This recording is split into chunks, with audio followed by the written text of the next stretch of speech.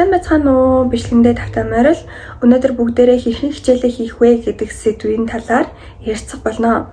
Би дундаа ангидаа Кембриж хөтөлбөртөө сургууль сурдаг байсан. Гэхдээ яг програм нь тийм сайн байгаагүй болохоор нэг юм хийгээгүй байж байгаа л сайн дүнтэй төгсчдөг байсан. Тэгээ надад яг хичээлээ шамдаж хийн гэсэн ойлголт ерөнхийдөө бол байдаггүй байсан. Тэгээ ахлахын ангидаа би өөр сургууль руу шилжээд тэгээ IB програмд орсон. Тэгээ IB програм нь болохоор маш хүнд програмаараа алдартай.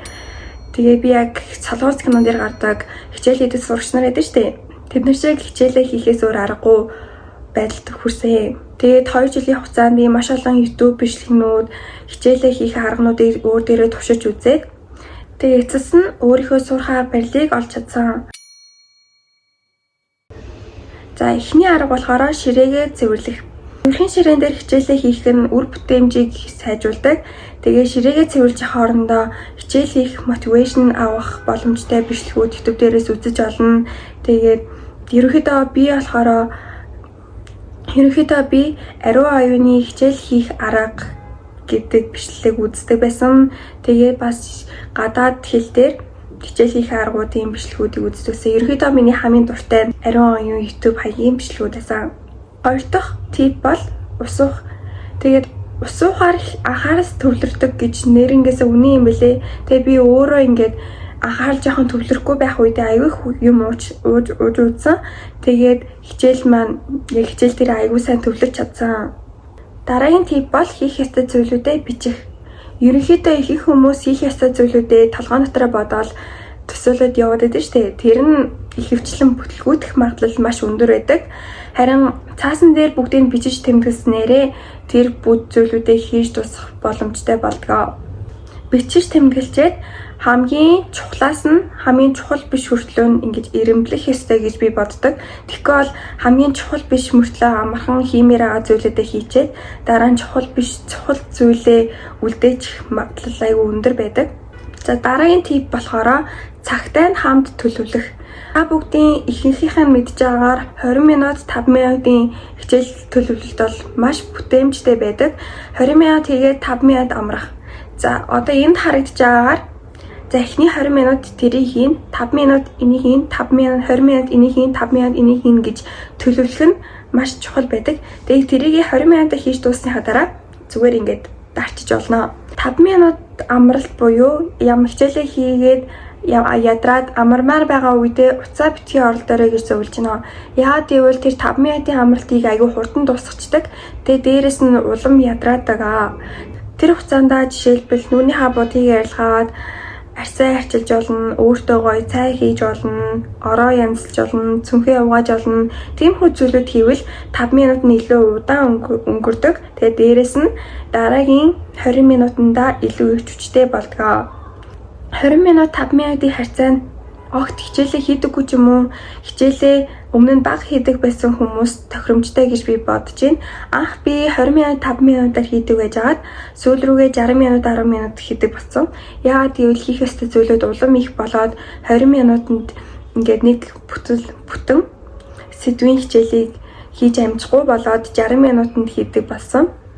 Тэгээ 5 минутын амралт бас жоохон хүрэхгүй. Ингээд 60 минут хийж байгаад 5 минут амрахаар чинь жоохон ядар штэ. Тийм болохоор 10 минутын амралт авч эхэлдэг болсон. Тэрийг та бүгд ингээд урт хугацаанд өөрчилж олно. Тэгэхгүй яг 20 минут эхний өдөр хийжээд маргааш нь шууд 60 минут хийн гэвэл би чинь мэдээж тасахгүй.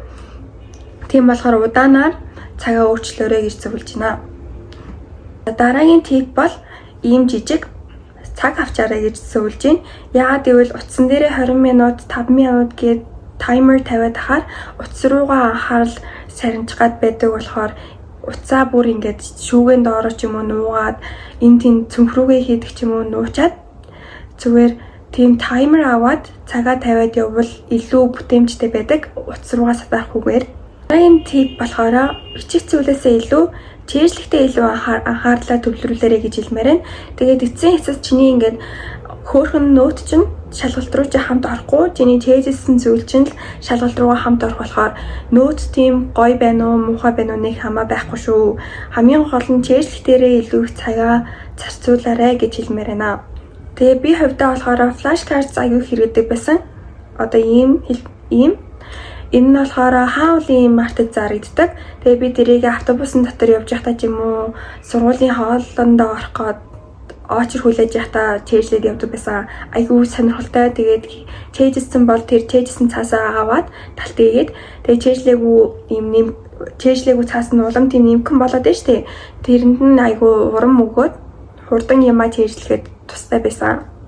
Хэрвээ чи өдөрт 3 цаг хичээлээ хийн гээд 20 минут 10 минут 20 минут 10 минут гэд нийт 20 минут нь 3 цаг хүрэхээр тийм төлөвлөж байгаа бол яг 3 цагаа хийгээл хийх ёстой зүйлүүд чинь дуусаагүй байсан чсэн яг эхний нэг хэдэн хоногтоо амарчих ёстой. Тэгэхгүй бол дараа нь мотивашн алдаад урт хугацаанд хичээлээ тууштай хийж чадхааргүй болж магадгүй. Тийм болохоор яг өөрийнхөө өнөөдрийнхөө зорилгонд хүрчээл амраад агаарай. За бичлэгийн маань дараагийн хэсэг болох миний буруу хийжсэн алдаанууд байгаа. Тэгээ би яагаад энэхүү алдаануудаа хэлэх байгаа вэ гэхлээр та бүгдийг наад шиг сэтгэл санаа буюу биеэрээ битгий хохироосоо гэж бодоод хэлж байгаа. Эхнийх болохоор би 11-р ангид байхдаа 6 гэж хичээлээ харж олччээд гэр орноо цэвэрлээд хоолоо идээд хичээлээ хийгээд нэг 9 өнгөрөөгөөд ядарчдаг байсан байхгүй юу? Тэр үедээ би шууд шүршүрт орчд байсан. Тэгээ шүршүрт ороогараад тэр чинь юм нойтон үстэй болчих штэ. Тэгээд нойтон үсээ ингээд хаттал хичээлээ хийнэ гэд огт цаг харахгүйгээр дундаа амрахгүйгээр хийдэг байсан. Тэгээ миний үс чинь бас айгүй урт штэ. Тэгээд энэ ингээд хатах гэж айгүй уддаг байхгүй юу? Тийм болохоор огт цаг харахгүйгээр зүгээр л би үсээ хатахын хүлээгээл хичээлээ хийгээд байдаг байсан. Тэгээ тэр нь бол ядаргаанд ороход маш том нөлөөлсөн гэж бодож байна. Тэгээд нэг жил тэгж явбаа. Тэгээд 11-гээ төгсөөд 12-т орохоо өмнөх зуны амралтандаа би IELTS-д бэлтжижсэн. Тэгээд дээрээс нь судалгааны ажил хийн гээд бас сайн амарч чадаагүй, хөдөө явж чадаагүй, хотл ер нь байгаад байсан байхгүй юу? Тэгээд шууд 12 дугаар анги руу ороод бүр хачаалтай их сургуулийн аппликейшн гэж зөндөө юм болж байгаа штэ. Тэр үед болохоор яг миний нөгөө нэг 11-р ангидаа хийгээд байсан 10 цагт шүршүрт ордог нь үйлчлэгээ болж ихсэн. Тэгээд шууд нойтон үстэйгээ хэд удаа унтсан. Тэгээд нойтон үстэй унтах чинь тархинд айгүй муу штэ. Тийм байхад шууд унтаад өчтөд байсан. Тэгэхээр би кофе аюу хэрэлж ихсэн. Нойтон үстэй хичээлийнх нь бүтэхгүй болж ихсэн болохоор тэгээд кофе миний санджаагаар нэг 4-6 цагийн дараа нөгөө 4-6 цагийн хооронд кофений тэр өчвчтэй байх үйлчилгээ нь болдог. Тэгээд би 6 цагт гэртээ орж ичээд кофе уугаад 10 цагт дахиад кофе уугаад хичээлээ хийдэг байсан. Тэгээд тэр нь болохоор зүрхэнд амар муу штэ. Тийм байхад тэгээ яваад байсан.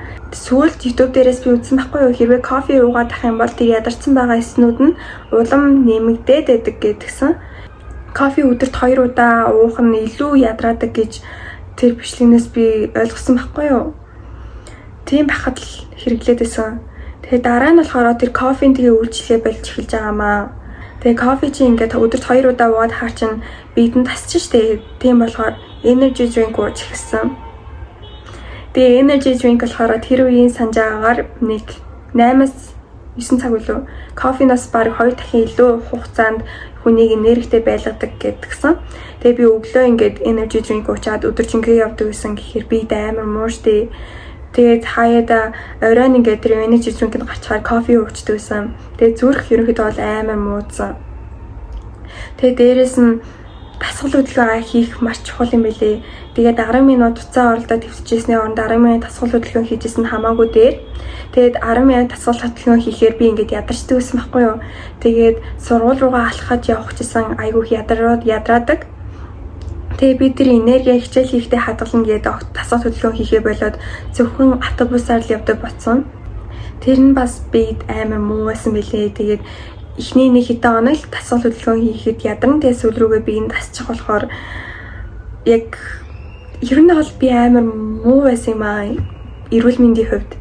Тэгээ кофе, energy drink хийх уугаад зүрх муудаад зүрх гинт амар хурдан цохилдог болоод тэгээ жижигхэн юмн дээр аягүй хурдан уурладаг болоод зүгээр хичээлээ хийж байгаа л юу ч болоогүй хахад уйлждаг болсон байсан.